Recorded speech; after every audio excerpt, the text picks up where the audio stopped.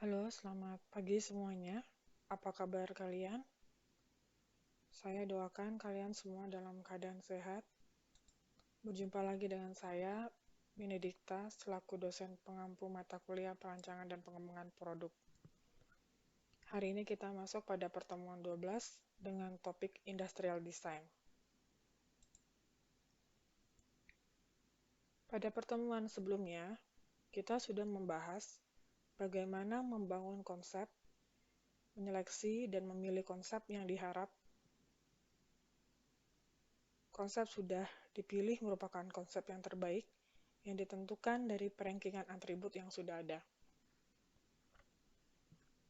Pada hari ini kita akan membahas bagaimana produk bisa laku dan diterima di pasar. Pada slide ini, saya tampilkan salah satu produk sukses di pasaran, yaitu Motorola RAZR tahun 2004.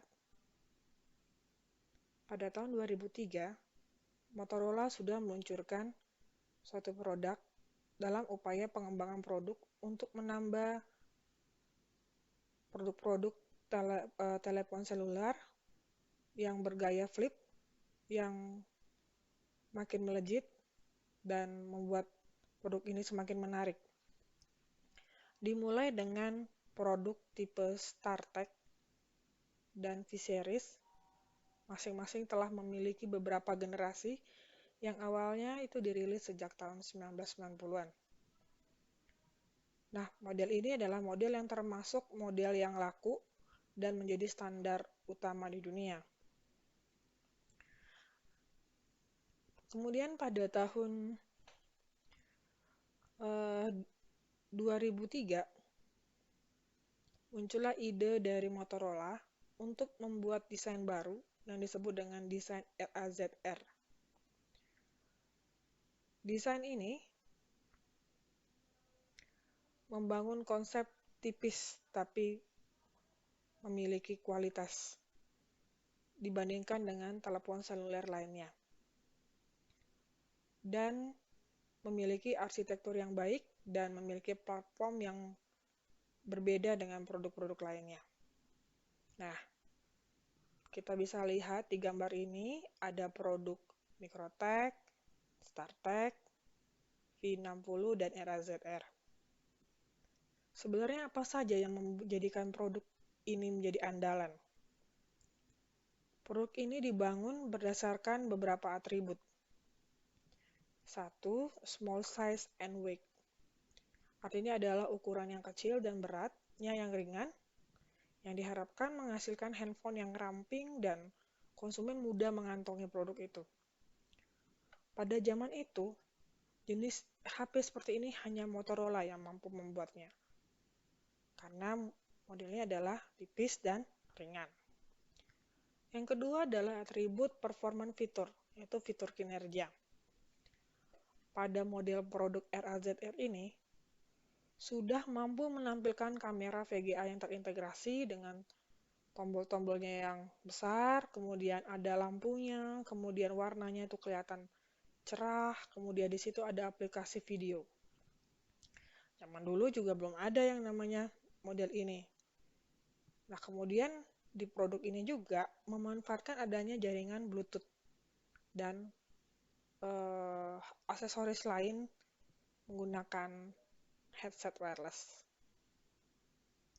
Nah, yang ketiga adalah, atribut yang ketiga adalah superior ergonomik, yaitu ada keunggulan dalam konsep ergonomik. Apakah itu? Terlihat dari bentuk handsetnya. Kemudian keypad-keypadnya yang memberikan kenyamanan bagi para pengguna. Kemudian ada desain lipat. Jadi handphone lipat yang menggunakan pengguna untuk menjawab atau mengakhiri panggilan dengan membuka atau menutup telepon hanya dengan satu tangan. Nah, selanjutnya adalah durability atau daya tahan. Seperti contoh produk-produk lainnya dan produk-produk Motorola yang sudah dikembangkan, model RAZR ini dirancang untuk memenuhi spesifikasi yang sangat ketat. Model ini dibuat dengan kemampuan agar produk ini ketika dijatuhkan dalam ketinggian lebih dari 1 meter menuju lantai atau posisi duduk, kemudian posisi HP-nya terbuka, HP ini tidak mengalami kerusakan. Nah, selain itu, daya tahan yang lain adalah model era ZR ini adalah produk handphone yang tahan terhadap suhu ekstrim, lembab, kemudian ada goncangan, debu atau getaran, dia tahan, dia masih sensitivitasnya baik. Nah, yang kelima adalah materialnya atau bahannya. Pada zamannya, RAZR ini sudah menggunakan yang namanya aluminium yang ultra tipis. Kemudian dia ada antenanya itu terbuat dari komposit polikarbonat. Kemudian lapisan film tipisnya itu terbuat dari kaca anil yang dilakukan secara kimia. Jadi proses pembuatan casingnya itu sudah memiliki model proses yang memiliki teknologi yang tinggi pada zaman itu. Kemudian dari appearance-nya, dari penampilannya. Tadi sudah memegang konsep adalah ringan dan ramping. Merujuk hal itu, desain ramping dan sentuhan logam itu memberikan kesan futuristik yang berbeda. Karena di situ ada inovasi di dalamnya. Jadi sehingga membuat orang yang membelinya itu tertarik karena ada daya estetika. Ada lipat, tipis, ringan, kemudian modelnya itu terkesan elegan. Jadi ketika orang menggunakan produk itu merasa bangga karena punya produk yang elegan. Nah, pertanyaannya siapa sih orang-orang di balik kesuksesan ini? Ya, mereka itu adalah development team, termasuk di dalamnya adalah electrical, mechanical, materials, software, dan manufacturing engineers. Mereka berperan penting dalam mengembangkan teknologi ini dan pada proses pembuatan yang memungkinkan produk itu mempunyai kualitas yang bagus, seperti kualitas bentuk, kinerja, beratnya, yang menjadi pertimbangan dari atribut-atribut yang sudah mereka tentukan. Nah, bukan hanya itu aja. Yang berkontribusi selain itu adalah desainer industri, industrial designer. Dialah yang mendefinisikan ukuran, bentuk, user interface yang menjadi fokus kebutuhan dari konsumen. Sebuah HP Motorola bermodelkan RAZR ini tidak akan pernah sukses kalau dia tidak mengambil langkah inovatif. Seperti yang kita bilang tadi, kecil, ringan, modelnya flip. Nah, itulah yang dipilih oleh konsumen. Nah, itulah kontribusi yang tidak terlihat selama ini di kalangan pengguna yang sudah dilakukan oleh seorang industrial designer. Lalu sebenarnya apa itu industrial design? Mengapa seorang industrial designer memegang peranan penting dalam pengembangan sebuah produk? Nah, desain industri atau industrial design itu didefinisikan sebagai pelayanan profesional yang tujuannya itu menciptakan, kemudian mengembangkan konsep dan spesifikasi yang dapat mengoptimalkan fungsi, nilai, dan tampilan dari produk dan sistemnya, sehingga akan terjadi suatu saling menguntungkan bagi pengguna dan produsen. Nah, definisi ini adalah merupakan cakupan seluruh kegiatan dari pengembangan produk. Jadi, industrial design itu adalah bagian utama atau bagian keseluruhan dari pengembangan produk. Seperti kita tahu bahwa cakupan desain sangatlah luas. Maka pada slide ini ditampilkan skema pembagian desain secara umum. Dapat kita lihat bahwa industrial design termasuk pada desain yang ditinjau secara teknikal yang di dalamnya mengandung fungsi, yaitu ergonomik dan estetik. Pada mata kuliah sebelumnya, yaitu mata kuliah pengantar rekayasa dan desain, di mana ini masuk sebagai engineering design, yang secara khusus berfokus pada fungsional dari produk itu sendiri. Nah, slide ini menjelaskan tentang kenapa industrial design itu menjadi sesuatu yang penting. Karena dalam pengembangan produk, ada 5 tujuan yang kritis dalam suatu pengembangan produk. Satu, itu adalah tentang utility. Utility itu adalah bagaimana produk dan manusia, dalam hal ini disebut dengan product human interface, pada proses penggunaannya itu haruslah aman, mudah digunakan, dan intuitif. Nah, setiap fitur yang ada dalam satu produk itu harus dibentuk sedemikian rupa sehingga ada komunikasi antara pengguna dengan produk itu. Jadi bisa mengkomunikasikan. Yang kedua adalah appearance atau penampilan. Jadi ketika kita melakukan pengembangan produk, harus muncul yang namanya appearance. Appearance itu bisa dituangkan dalam bentuk garis, warna, bentuk produk itu sendiri yang mengintegrasikan produk ke dalam keseluruhannya sehingga pengguna itu tertarik terhadap produk itu. Tujuan yang ketiga adalah produk dibuat agar pengguna juga bisa melakukan yang namanya maintenance. Produk dirancang harus mampu dikomunikasikan dengan baik kepada pengguna. Bagaimana cara merawatnya, bagaimana cara memperbaikinya jika terdapat kerusakan. Yang keempat adalah biaya rendah. Biaya rendah ini adalah terlihat pada bentuk dan fitur. Bentuk dan fitur inilah memberikan dampak yang besar pada pembuatan produk, pada biaya produksi, pada biaya peralatan, sehingga ini harus dipertimbangkan ketika kita melakukan yang namanya pengembangan produk.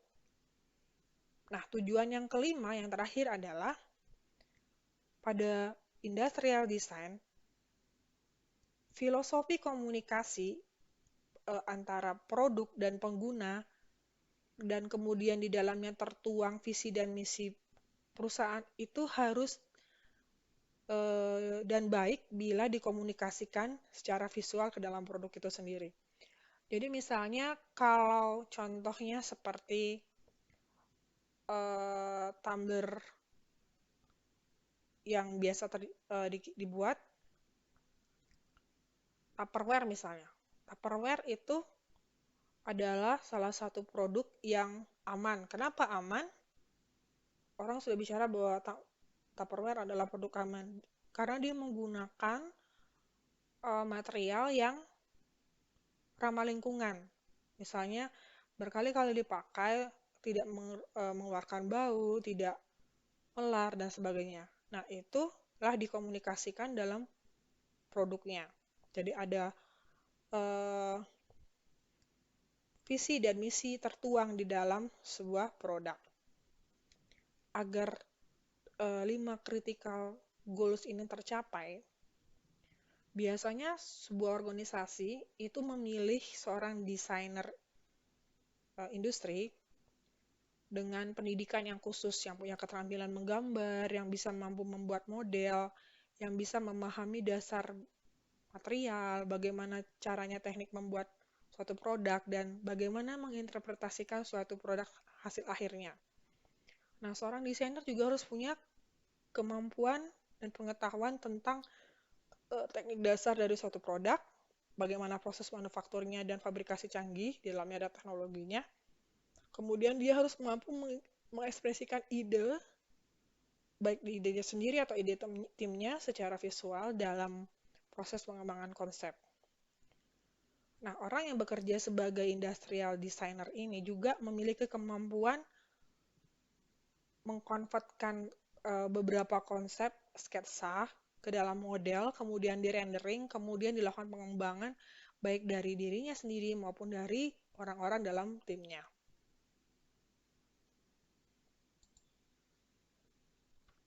Untuk menilai pentingnya industrial design pada suatu produk, pertama-tama kita perlu meninjau tentang statistik investasi produk-produk sehingga dapat menentukan dimensi produk dengan mempertimbangkan konsep industrial design. Pada slide ini ada gambar yang menunjukkan perkiraan nilai investasi dalam industri industrial design untuk berbagai produk.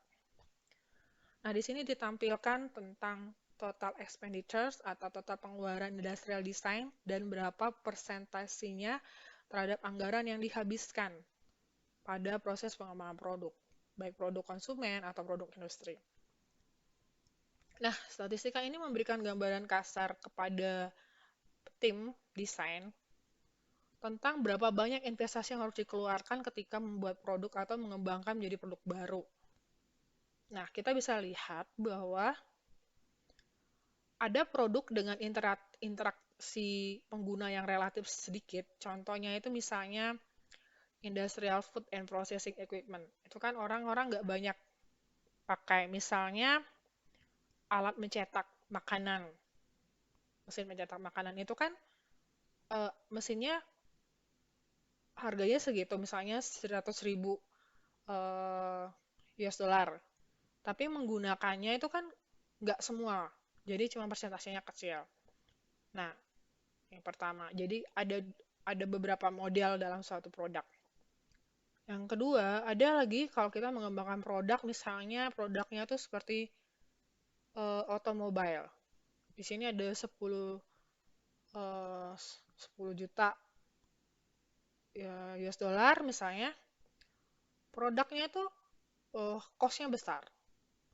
Tapi dalam segi pengembangan produk pada area industrial design itu kecil penggunaan biayanya. Kenapa? Dia hanya bicara tentang produk yang bukan high-tech. Yang high-tech itu bagian engineering lain. Misalnya bagian instrumen, bagian elektrikal. Nah, itu kerjaannya engineer. Nah, yang lain ketika kita bicara tentang cost itu rentangnya panjang, tergantung pada jenis dari produk itu sendiri. Jadi untuk produk yang sifatnya canggih, saya bilang tadi canggih otomobil atau yang lain-lain, itu biaya untuk industrial design-nya itu tidak signifikan besar. Nah, akan signifikan besar ketika produknya itu masih sifatnya bukan teknologi driven. Misalnya pembuatan alat-alat instrumen medikal yang sifatnya masih manual. Nah, itu yang diperlukan industrial design untuk mengembangkan sebuah produk gitu. Nah, selanjutnya saya ingin bertanya, seberapa besar sih pentingnya desain industri untuk sebuah produk? Pentingnya industrial design untuk sebuah produk itu sangat penting. Kenapa? Karena sebagian besar produk di pasaran itu bisa ditingkatkan lewat industrial design yang baik. Jadi dia akan melihat celah atau chance atau challenge di mana produk itu bisa diberikan atau mampu untuk dikembangkan. Nah, itulah masuklah si industrial design. Kemudian ketika produk itu digunakan, dioperasikan, atau dilihat sama orang, itu sangat tergantung pada industrial design-nya. Industrial design harus jeli melihat produk-produk itu seperti apa yang diminati atau seperti apa yang membuat konsumen itu tertarik. Nah, dari gambaran di atas, cara yang mudah untuk menilai pentingnya industrial design untuk produk-produk adalah melihat ciri kepentingan dari suatu produk itu sendiri. Ciri yang terpenting itu adalah dari sisi ergonomi dan estetikanya. Kenapa? Ini adalah poin utama yang menjadikan kebutuhan dari konsumen.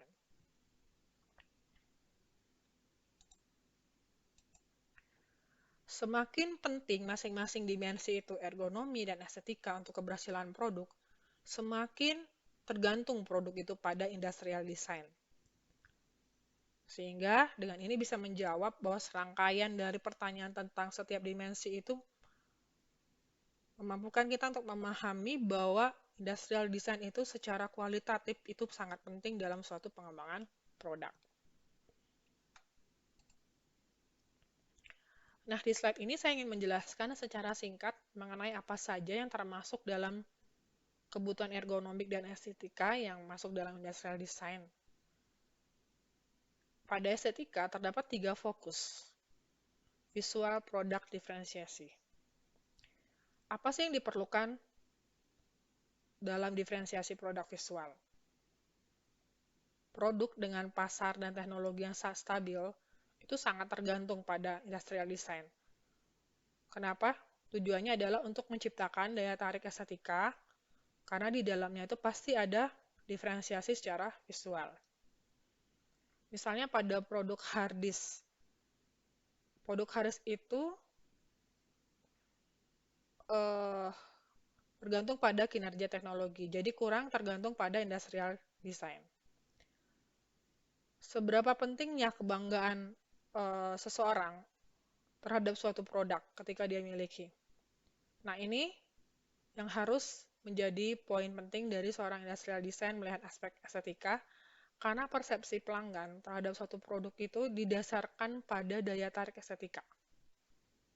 Produk yang menarik dapat dikaitkan dengan model dan citra yang tinggi. Kemungkinan bisa menciptakan rasa bangga ketika pemilik itu menggunakannya. Nah, selain itu, penting buat suatu tim pengembangan produk bahwa ketika menciptakan produk yang memiliki estetika, itu bisa memotivasi tim. Jadi, bukan hanya pemilik atau pengguna yang bangga, tetapi akan membanggakan juga buat tim karena dia sudah memberikan nilai estetika yang berbeda dengan produk-produk lainnya. Nah, dari sisi ergonomi, terdapat 5 fokus. Yang pertama adalah ease of use. Seberapa penting sih kemudahan penggunaan produk? Kemudahan penggunaan produk mungkin sangat penting untuk produk yang sering digunakan, contohnya gadget. Namun kalau jarang digunakan, seperti mesin fotokopi, alat pemadam kebakaran, kita mungkin sulit untuk menggunakannya karena jarang digunakan. Ketika kemudahan penggunaan itu adalah suatu kriteria yang penting, seorang industrial designer itu harus memastikan bahwa fitur-fitur dari produk tersebut harus secara efektif bisa dikomunikasikan kepada penggunanya. Dikomunikasikan fungsinya. Yang kedua adalah ease of maintenance. Seberapa penting sih dalam suatu produk itu tentang kemudahan perawatan? Kalau produk itu sering diservis atau diperbaiki, artinya tuh kemudahan perawatan itu sangat penting. Contoh kalau kita punya handphone dengan memori terbatas, agar dapat berjalan dengan lancar, maka data-data yang tidak diperlukan lalu dipindahkan atau dibuang. Yang ketiga adalah user interaction. Secara umum, semakin banyak interaksi yang dilakukan pengguna terhadap produk, semakin banyak produk itu akan bergantung pada industrial design. Misalnya, produk gagang pintu. Biasanya hanya menggunakan satu interaksi, yaitu kegiatan untuk menekan agar pintu bisa dibuka atau ditutup. Gadget, komputer, laptop, mungkin memiliki solusi atau lebih lagi untuk berinteraksi, seperti menggunakan telepon, video, message, dan lain-lain yang memerlukan cara interaksi yang berbeda-beda. Semuanya itu, seorang industrial designer itu harus mengerti secara mendalam apa saja user interaction yang dibutuhkan oleh penggunanya.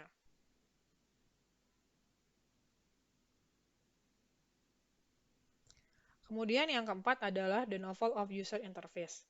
Seberapa banyak kebaruan kebutuhan interaksi pengguna. Nah, ini menyangkut bagaimana user interface ada dalam suatu produk. yang ditambahkan untuk perbaikan desain sehingga orang itu mudah memakai. Contohnya, dulu pada saat kita menggunakan mouse hanya ada dua tombol, kiri dan kanan.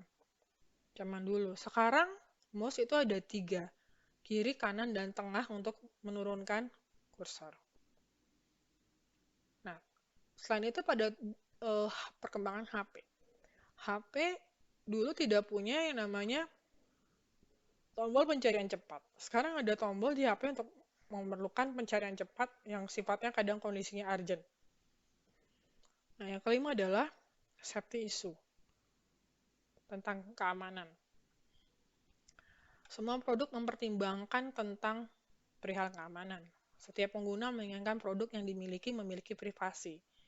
Privasi message, telepon, data-data yang sifatnya konfidensial, misalnya di dalam handphone. Nah, sehingga banyak produk yang menghadirkan desain keamanan, seperti penggunaan password, fingerprint, kemudian pembatasan aplikasi, atau alat khusus untuk orang dewasa saja, atau khusus bisa dipakai untuk anak-anak, dan lain-lain. Jadi ergonomi itu menyangkut ease of use, ease of maintenance, user interface, the novel of user interface, and safety issue. Nah, slide ini menampilkan bagaimana implementasi penggunaan industrial design dengan cakupannya estetik dan ergonomi pada pengembangan Motorola RAZR. Dapat dilihat pada slide ini bahwa tingkat kepentingan pada masing-masing kebutuhan, baik ergonomik dan estetik, rata-rata memberikan peran penting. Data ini merupakan rangkuman dari kebutuhan pengguna terhadap model HP yang diinginkan. Industrial design memang memainkan peran besar dan menjadi faktor penentu keberhasilan suatu produk. Nah, berikut ini saya tampilkan proses industrial design. Yang pertama adalah investigasi kebutuhan konsumen. Proses ini sudah pernah kita pelajari sampai sebelum UTS, sehingga kita dapat membangun dalam bentuk rumah kualitas atau house of quality. Dan kalian semua sudah mengimplementasinya ke dalam produk tumbler. Saya percaya kalian sudah melewati tahap ini, di mana tahap dasar yang perlu diketahui oleh seorang industrial designer. Tahap kedua adalah konseptualisasi atau conceptualization. Setelah kebutuhan dan kendala pelanggan kita pahami, seorang industrial design harus mampu dalam membuat konsep produk, baik secara tim atau personal. Tahap ini sudah kalian lewati juga pada topik concept generation, yang mana outputnya adalah sketsa sederhana, beberapa sketsa sederhana yang dikenal sebagai sketsa thumbnail atau sketsa-sketsa dalam bentuk konsep.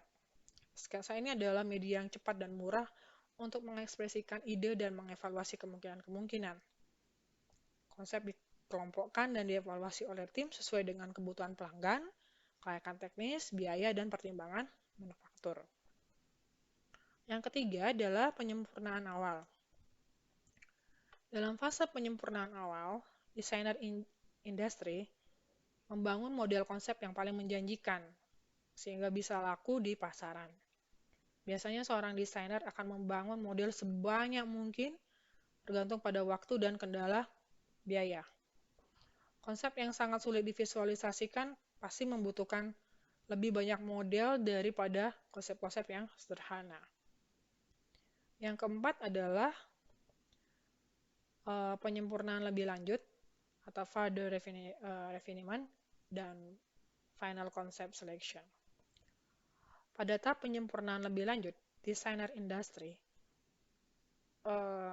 melakukan kegiatan dengan mengkonversi sketsa yang tadi ke dalam bentuk gambar model 2 atau 3 dimensi yang dikenal pada menggunakan software SolidWorks dan yang lain-lain, kemudian kita lakukan rendering. Rendering itu menunjukkan detail desain dan sering menggambarkan produk yang digunakan yang akan kita buat. Langkah penyempurnaan terakhir sebelum memilih konsep adalah membuat hard model. Hard model itu bisa terbuat dari kayu, busa, padat, plastik, atau logam yang identik dengan gambar model 2 atau 3 dimensi tadi. Model ini digunakan oleh desainer dan engineer untuk menyempurnakan lagi produknya, spesifikasi dari konsep akhir dari produk yang akan dikembangkan. Langkah kelima adalah control drawings and model, kontrol gambar dan model. Pada tahap ini dilakukan proses pengembangan dengan membuat gambar kontrol atau model kontrol dari konsep akhir. Kontrol gambar atau model ini menyangkut fungsi, fitur, ukuran, warna, dan dimensinya. Nah, ini dapat digunakan sebagai acuan untuk membuat model desain akhir dan prototipe lainnya. Nah, proses yang terakhir adalah koordinasi dengan engineering, manufaktur, dan vendor eksternal. Seorang industrial designer harus terus bekerja sama secara erat dengan pihak engineering dan personal manufaktur di seluruh proses pengembangan produk selanjutnya.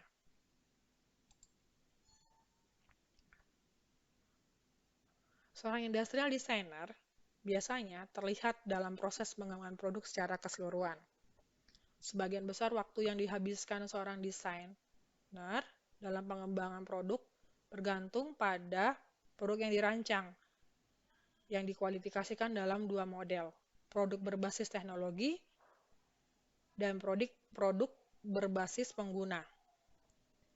Nah, kita bisa lihat di slide ini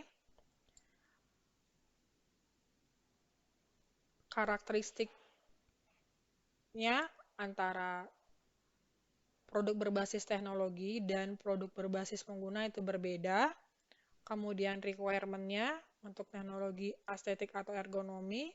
Kemudian untuk yang berbasis pengguna itu adalah pada interaksi pengguna terhadap produk itu sendiri. Jadi lingkupnya adalah keseluruhan. Baik estetika dan ergonomi. Kemudian industrial design fokusnya untuk produk berbasis teknologi itu terbatas pada penguasaan teknologi inti.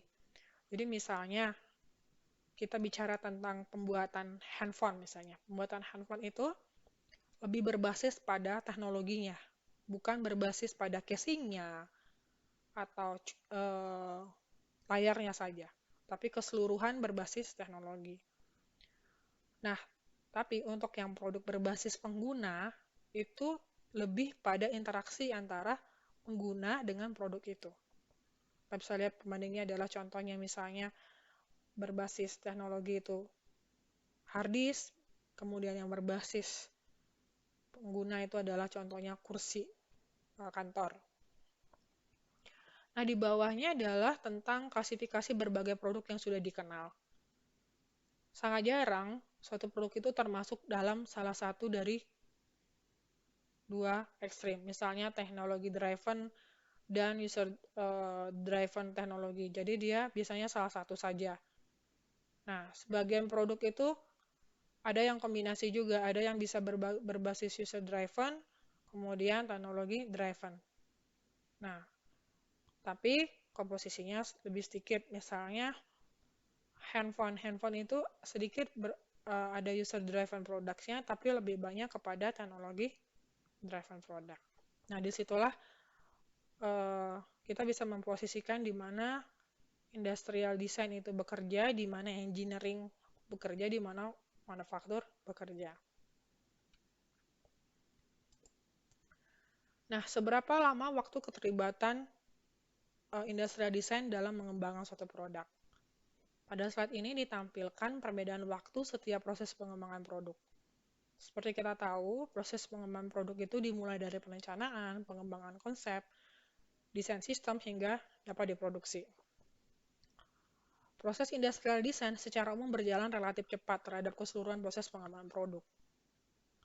Jika terhadap ada masalah teknis, nah ini lebih pada tugas dan tanggung jawab seorang engineer dibandingkan oleh kegiatan yang dilakukan oleh seorang industrial design. Nah, pada produk yang digerakkan oleh teknologi, seperti yang saya jelaskan tadi, aktivitas industrial design itu lebih sedikit. Namun pada produk yang lebih banyak digerakkan oleh pengguna, industrial design terlibat lebih lama. Bahkan bisa jadi proses industrial design mendominasi keseluruhan proses pengembangan produk untuk banyak produk yang digerakkan oleh pengguna. Nah, pada slide ini dijelaskan juga peran industrial design dalam aktivitas pengembangan produk, mulai dari identifikasi kebutuhan, sampai dengan penyempurnaan dan pengujian. Kegiatan-kegiatan tersebut juga dibedakan menurut tipe dari produk itu sendiri, yaitu yang lebih dikendalikan oleh manusia atau teknologi. Lalu bagaimana caranya menilai kualitas dari industrial design itu? Berikut adalah tahapan penilaiannya. Yang pertama adalah kualitas user interface. Kualitas yang terkait dengan produk. Baik itu dari penampilan, rasa, bagaimana cara interaksinya. Nah, kita bisa menilai yaitu adalah apakah fitur-fitur produk tersebut secara efektif mampu mengomunikasikan operasionalnya kepada pengguna. Apakah produk ini penggunaannya produk intuitif? Apakah semua fitur itu aman? Apakah misalnya di tumbler itu, apakah genggamannya nyaman? Apakah tutup botol berputar dengan mudah dan lancar? Itu adalah penilaian kualitas user interface. Yang kedua adalah emotional appeal. Ini adalah penilaian terhadap keseluruhan daya tarik konsumen terhadap produk.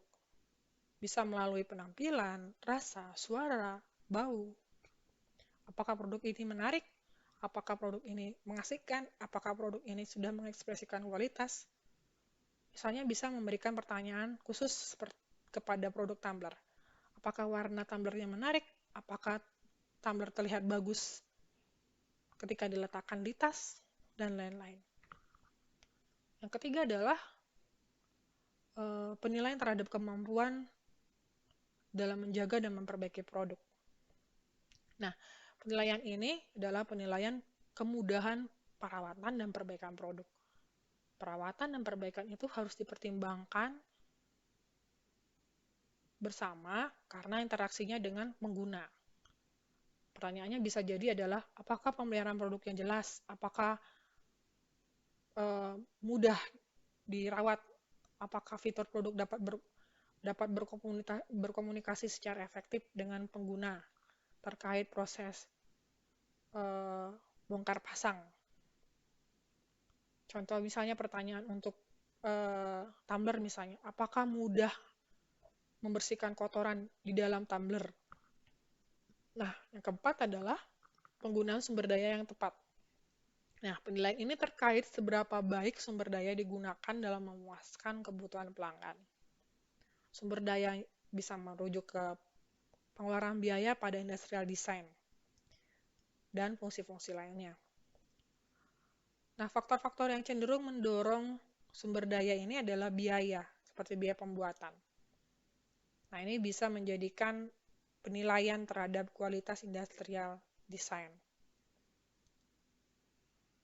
Kalau perancangan produk yang dirancang itu kurang baik, mungkin kebanyakan fitur yang ada tidak perlu. Jadi, kita perlu memastikan pada poin ini adalah apakah misalnya pemilihan bahan itu sesuai dari sisi biaya dan kualitas. Apakah produk ini memiliki kelebihan atau kekurangan desain? Apakah ada memiliki fitur yang tidak perlu? Nah, inilah yang perlu dinilai pada saat penggunaan sumber daya yang tepat. Dan yang terakhir adalah diferensiasi produk. Bagian ini adalah penilaian mengenai keunikan dan konsistensi produk dengan identifikasi atau identitas dari perusahaan itu sendiri. Nah, kita perlu tahu apakah produk ini punya diferensiasi dari produk lain. Caranya mungkin bisa dengan pertanyaan, dengan menilai apakah pelanggan yang melihat produk di toko misalnya dapat mengidentifikasikannya lewat penampilan dari produk tersebut tanpa melihat dari nama. Oh, itu tumbler. Kenapa? Karena bentuknya begitu. Oh, itu. Karena apa? Nah, itu dari diferensiasi produk. Contoh pertanyaan lain atau penilaian lain adalah apakah konsumen akan langsung mengingat setelah ada produk tersebut diiklankan. Oh, itu tumbler merek XXX. Kenapa? Ya karena itu. Nah, itulah diferensiasi produk. Kemudian apakah dikenali saat kita lihat di jalan atau di tempat umum? Apakah dengan begitu akan meningkatkan identitas dari perusahaan? Jadi misalnya kita tahu bahwa produk tumbler Tupperware misalnya memiliki ciri yang khusus yang membedakan. Nah, itu apakah bisa meningkatkan dari identitas perusahaan itu sendiri? Nah, dari 5 hal penilaian tersebut dapat dianalisa terhadap desain industrial produk yang akan dikembangkan, apakah dapat diterima atau sukses di pasaran seperti Motorola RAZR. Lalu bagaimana dengan produk tumbler? Silakan coba latihan untuk melakukan penilaian pada produk yang kalian mau buat sebelum diluncurkan. Sampai di sini materi terkait desain industri.